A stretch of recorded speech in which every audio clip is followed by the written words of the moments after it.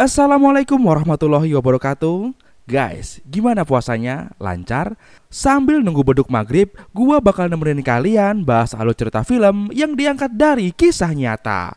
Ya, ini adalah tentang seorang raja muda yang sempat diremehkan oleh kerajaan-kerajaan lain. Mau tahu bagaimana raja muda ini mampu membungkam seluruh dunia? Langsung aja kita bahas alur ceritanya. Check this out.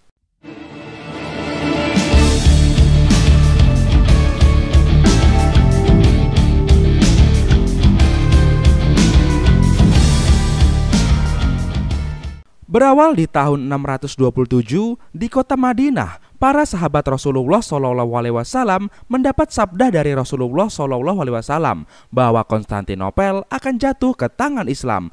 أحاديثكم هذه فتحتم لنا قال رسول الله يا أبا لا تفتحن القسطنطينية صلى الله عليه وسلم أميرها. Meskipun saat itu pemeluk agama Islam masih sedikit dan sungguh tidak masuk akal jika Konstantinopel jatuh ke tangan Islam. Karena pada saat itu Konstantinopel adalah ibu kota terbesar dan termakmur di eranya. Namun mengingat sabda itu adalah sabda Rasulullah, maka sudah dijamin kebenarannya. Karena Rasulullah adalah seseorang yang tidak pernah berdusta. ولن عمل جيش ذلك. Waktu pun silih berganti. Singkatnya, pada tahun 1451 terlihat dua orang pemuda sedang berlatih pertarungan pedang. Ya, mereka adalah Sultan Mehmed II atau yang lebih sering dikenal Muhammad Al-Fatih dan sahabatnya yaitu Hasan.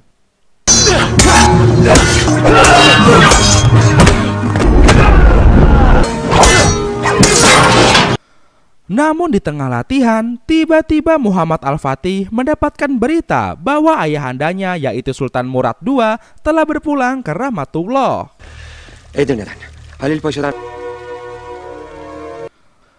Mendengar berita itu, Muhammad Al-Fatih pun bergegas kembali ke istana untuk menyolatkan serta memberi penghormatan terakhir pada sang ayahanda. Vezirleri ve uç beyleri arasında sebebiyle tahttan Feragan Murat'ın tahta dönmesini sağladı. Sebelum dikebumikan, Muhammad Al-Fatih berjanji kepada sang ayahanda bahwa dia akan meneruskan tekad yang selama ini ayahnya pegang, yaitu tekad untuk mempersatukan seluruh negeri. Devletimizin geleceğini gören sonra o mübarek ayakları yan devleti kurmak için.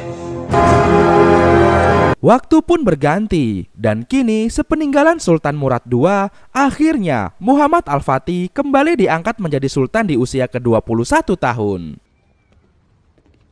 Nah, di sini penonton perlu tahu bahwa sesungguhnya Sultan Muhammad Al-Fatih pertama kali diangkat menjadi sultan ketika usianya masih 12 tahun. Namun di usia yang masih belia, Sultan Muhammad Al-Fatih merasa tidak mampu untuk melawan penyerangan pasukan Hongaria, sehingga ia memohon pada ayahnya agar ayahanda bisa kembali naik tahta. Nah, kira-kira seperti itu sejarahnya. Oke, lanjut. Berita wafatnya Sultan Murad II secara cepat sudah sampai pada Raja Konstantinopel. Sultan Mehmed ikinci kez tahta oturdu. Berita ini membuat para petinggi dan penasihat kerajaan menjadi sangat senang. Ditambah lagi, pengganti Sultan Murad II adalah Sultan Muhammad Al-Fatih yang merupakan sultan muda minim pengalaman dan mereka sangat menyepelekannya. İkinci kez tahta oturdu. Görüyorum ki Mehmet'in tahta oturması. Namun salah satu adipati yang bernama Notaras malah terlihat khawatir karena adipati Notaras tahu bahwa Sultan Muhammad Al-Fatih memiliki kecerdasan yang tinggi seperti kecerdasan sains, teknik, menguasai berbagai macam bahasa, serta terlatih di dunia militer. Notaras takut jika Sultan Muhammad Al-Fatih yang melanjutkan tahta Sultan Murad II akan melakukan penyerangan yang sama seperti penyerangan di era Sultan Murad II. Gibi şehrimizi kuşatmasından korkuyor anlaşılan. Yarıda bırakarak neden çekilmek zorunda? Mehmet'in tek arzusu imparatorluğumuzu savunmasını yarmak için, mühendimizi boğmak için de dinimizi. O Deccal'in ta kendisi. Alhasil, para penasehat menyarankan sang raja agar mengirim utusan untuk menyampaikan agenda perdamaian dengan syarat-syarat tertentu. Çıkartamadan ona gücümüz Edirne'ye bir elçi gönderin. Barışsever siyasetimizle Di sisi lain, berita wafatnya Sultan Murad II juga sudah sampai ke daerah Vatikan. Di sini, Paus juga menyepelekan Sultan Muhammad Al-Fatih karena Paus yakin bahwa Sultan Muhammad Al-Fatih itu tidak secerdas dan seberani ayahnya, yaitu Sultan Murad II. Mehmet, babasının yarım bırakmadığın tecrübesizliğini Osman daha cesur ve akıllı olduğunu düşünmüyor. Sementara itu di Kerajaan Ottoman atau kini lebih dikenal dengan nama Turki, kepemimpinan Sultan Muhammad Al-Fatih masih diragukan banyak orang. Ditambah lagi, Sultan Muhammad Al-Fatih mengangkat Halil Pasha sebagai Perdana Menterinya. Halil Paşa'yı başveziri yaptı. İlyas Bey, hemen diğer beyliklere. Padahal dulunya Halil Pasha adalah orang yang berperan dalam menurunkan Muhammad Al-Fatih dari tahta sultan di usia Al-Fatih yang masih 12 tahun. Onu tahttan gönderen birine azledecek kudreti bile yok. Waktu pun silih berganti. Singkat cerita, utusan dari Konstantinopel pun sudah sampai ke Ottoman. Dia menyampaikan sebuah surat tawaran perdamaian dengan beberapa syarat kepada Sultan Muhammad Al-Fatih. Setelah membaca surat tersebut, Sultan Muhammad Al-Fatih pun menyetujui perjanjian. Meskipun dalam perjanjian itu, wilayah Ottoman harus membayar upeti dengan jumlah yang lebih tinggi. İmparatorunuz Orhan için gereken emri vereceğim. Ettiği dostluğu bizden de göreceğiz. Di sini juga Sultan Muhammad Al-Fatih memerintahkan Halil Pasha untuk mengirim surat perjanjian damai kepada kerajaan Kristen lainnya seperti Hungaria, Roma, Polandia, Serbia, juga para paus Kristen. Latinlerle, Leh ve Sırp hükümdarlarıyla ve Tapi hal itu ditentang oleh salah satu penasehat yang bernama Jaganos Pasha. Paşa, verdiğim kararların sizde hayat... Lakin buyruğunuz buyruk söyleyecek elbet sözümüz olur. Namun dengan cerdiknya, Sultan Muhammad Al-Fatih berkata bahwa surat perjanjian itu juga merupakan strategi untuk menjatuhkan Konstantinopel. Geleceği için Konstantiniyye'yi fethetmekteki engelleri teker teker sabırlı olmayı. Karena dengan cara berdamai dengan kerajaan Kristen lain, maka mereka akan bisa lebih fokus menyerang Konstantinopel tanpa harus bermusuhan dengan negara Kristen lainnya. Önümüzdeki engelleri teker teker ortadan kaldırıp. Di suatu malam, Sultan Muhammad Al-Fatih bermimpi bertemu dengan kakek moyangnya, yaitu Osman. Ben Ceddin Osman, bu beyliği büyük bir devlet yaptım. Sang kakek berkata bahwa Sultan Muhammad Al-Fatih lah orang yang dimaksud Rasulullah Shallallahu Alaihi Wasallam yang kelak akan berhasil mengambil alih Konstantinopel dalam pelukan Islam. Bu yüzüğü en çok hak eden, müjdelediği o güzel kumandan sensin Mehmet. Mübarek olsun. Setelah mendapatkan mimpi itu, keesokan harinya Sultan Muhammad Al-Fatih segera memerintahkan para penasehatnya untuk membuat 100 kapal dan 3 meriam raksasa yang belum pernah ada di dunia. Şahabettin Paşa, top atölyesine 3 Anadolu ve Rumeli arasında bölünmüş büyük bir imparatorluk yapmak için. Namun di sini Perdana Menteri Halil Pasha merasa keberatan karena hal itu dianggap bisa membuat kekuasaan jadi menyusut, dan hal itu juga bisa memicu perang salib kedua. Sizi anladım sanırım. Büyüyelim derken küçülmek. Namun Sultan Muhammad Al-Fatih mengatakan bahwa menjadi tokoh penting yang tercatat dalam sejarah tidak diperuntukkan bagi orang yang pengecut. Tarih yazmak haklara göre bir iş değildir. Sementara itu di Konstantinopel, para petinggi kerajaan sedang merencanakan siasat licik bersama salah satu orang dalam Sultan Al-Fatih yang bernama Pangeran Orhan. Hazırlığında olduğu haberini aldık. Hemen İbrahim'in Mereka berencana ingin mengadu antara pasukan Sultan Al-Fatih dengan pasukan Sultan Ibrahim yang berasal dari wilayah Karamanogul. Oturabilmeniz için yapmanız gereken Gerekirse yapmaya hazırım. Yaitu dengan cara membuat surat palsu yang direkayasa seolah surat itu ditandatangani oleh Perdana Menteri Sultan Muhammad Al-Fatih, yaitu Halil Pasha. Halil Paşa olmak üzere Karamanoğlu'nun yanında oldunuz. Ben de tedbir için mektubu İbrahim Bey'e ulaştırdım. Untungnya rencana licik itu diketahui oleh mata-mata Hasan, sahabat Sultan Al-Fatih, dan mata-mata itu segera melapor pada Hasan. Hasan yang mendapatkan laporan itu pun segera bergerak mengajak temannya untuk menghabisi pasukan yang diutus Konstantinopel mengantarkan surat palsu itu pada Sultan Ibrahim.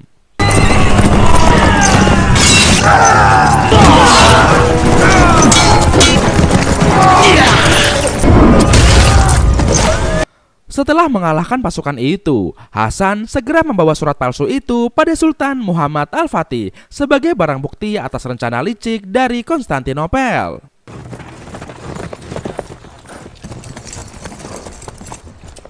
Konstantin'in Karamonoğlu İbrahim'e Di sini Sultan Muhammad Al-Fatih pun sangat marah karena mengetahui salah satu orang kepercayaannya yaitu Pangeran Orhan diam-diam sudah berkhianat ingin menjatuhkan Sultan Muhammad Al-Fatih. Sementara itu, Sultan Ibrahim yang tahu tentang kejadian surat palsu akhirnya mengambil kebijakan untuk melakukan perjanjian damai dengan pasukan Sultan Muhammad Al-Fatih demi memperbaiki hubungan sesama aliansi kerajaan Utsmaniyah. Hani Çandarlı Halil Paşa bizim yalandan ibaretmiş. Oyuna geldik. Savaşırsak... Laf! Setelahnya Sultan Muhammad Al-Fatih memanggil Halil Pasha dan menanyakan kenapa tanda tangannya bisa ada di surat itu. Sulh tekliflerini kabul etmekte fayda görürüm. O deyyusu içeri gönderin. Halil Pasha yang tidak tahu menau pun hanya bisa diam karena ini jelas fitnah besar kaum Konstantinopel.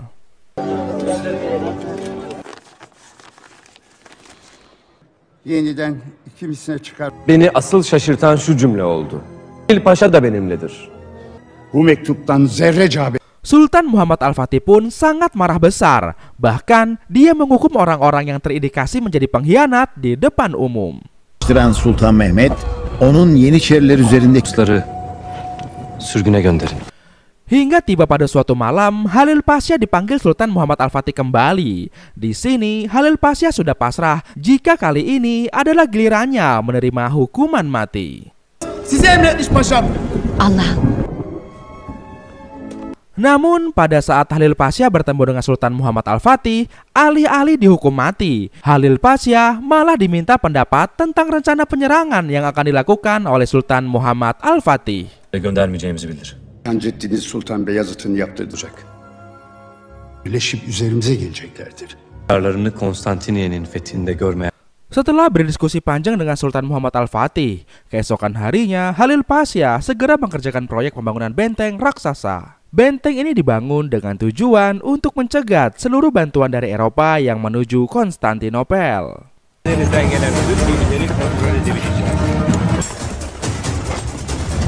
Pembangunan benteng itu kontan saja membuat Raja Konstantinopel jadi ketar-ketir, karena tentu saja hal ini akan mempengaruhi kekuatan dari Konstantinopel. Burnumuzun dibine gelmiş, hisar yapıyor. Hiç vakit kaybetmeden savaş hazırlıklarına... Akhirnya sang Raja Konstantinopel pun mengirim surat pada Paus untuk menanggapi pembangunan benteng yang didirikan Sultan Muhammad Al-Fatih. Kardeşlerime haber verin.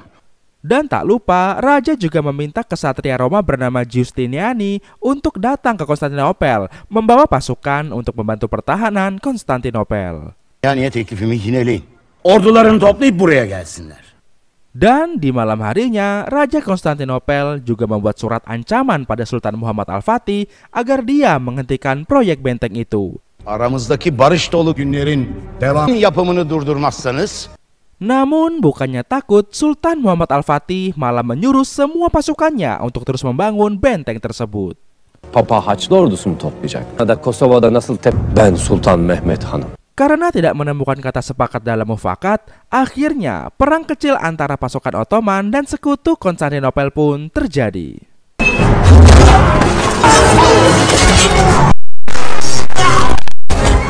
Dan di perang-perang awal ini berhasil dimenangkan oleh pasukan Ottoman Sultan Muhammad Al-Fatih. Menanggapi kekalahan itu, Adipati Notaras segera pergi menjumpai ilmuwan meriam yang bernama Urban dan memaksanya untuk membuat meriam dalam jumlah yang banyak, dan jika Urban menolak, maka Urban akan dihabisi. Bildiğin gibi şehrimiz Hristiyanlar üzerine düşeni kendini değil kızını düşünmelisin. O değiştirmek için sabaha kadar vaktin var. Urban yang tak mau karyanya digunakan untuk pertumpahan darah pun diam-diam memutuskan untuk pergi bersama putrinya yang bernama Hera. Üzerimize salmadan gitmeliyiz. Namun rencana kabur mereka diketahui oleh pasukan Konstantinopel, dan pasukan itu pun langsung berusaha mengirim Urban dan putrinya ke alam kubur.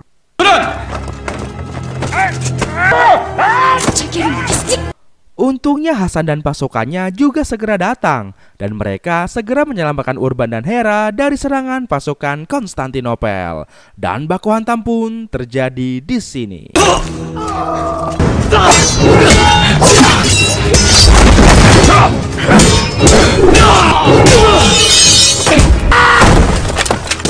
Setelah berhasil mengalahkan pasukan Konstantinopel, Hasan pun segera membawa Urban dan putrinya ke Ottoman untuk melindungi mereka.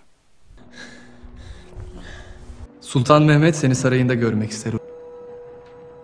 Sebagai bentuk balas budinya, Urban pun akhirnya bersedia saat diminta Sultan Muhammad Al-Fatih untuk membuat meriam raksasa yang belum pernah ada di dunia. Urban Usta, yeğenin surlarını yerle bir edecek. Yükte bir top dökmeni istiyorum senden. Topu dökebiliriz. Di sini Sultan Muhammad Al-Fatih pun mempercayakan pengawasan proyek pembuatan meriam raksasa ini pada sahabatnya, yaitu Hasan. Her zaman yanınızda olacak. Kolay gelsin. Sağ olun.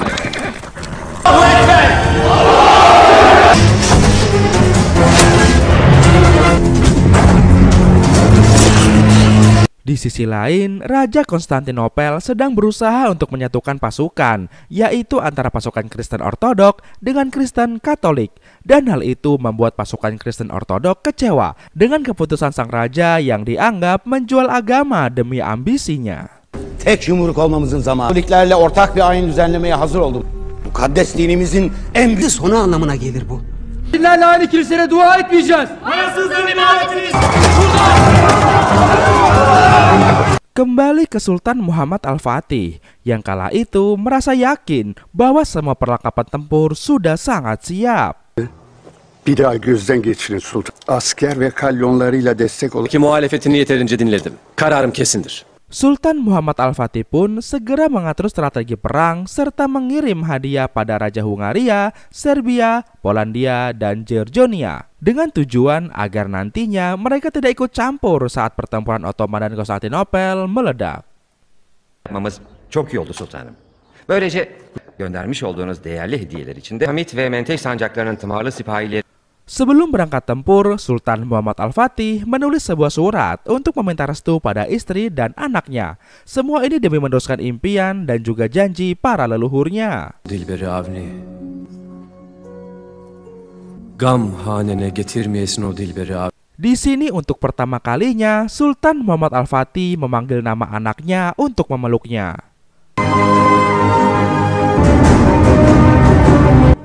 Bayezid, gel oğlum. Baba.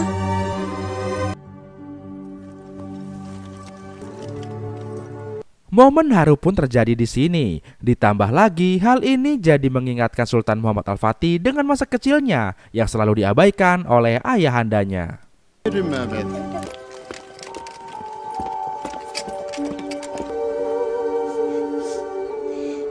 Dan setelahnya, rencana invasi pertempuran pun akan segera dilaksanakan. Askerlerin yüreği iman dolu halkı.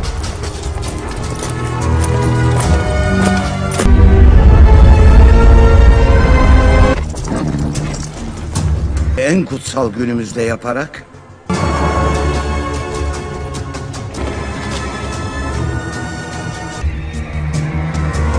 Misafirperverliğiniz için sağ olun İmparator Hazretleri. Misafirperverliğiniz için sağ olun İmparator Hazretleri.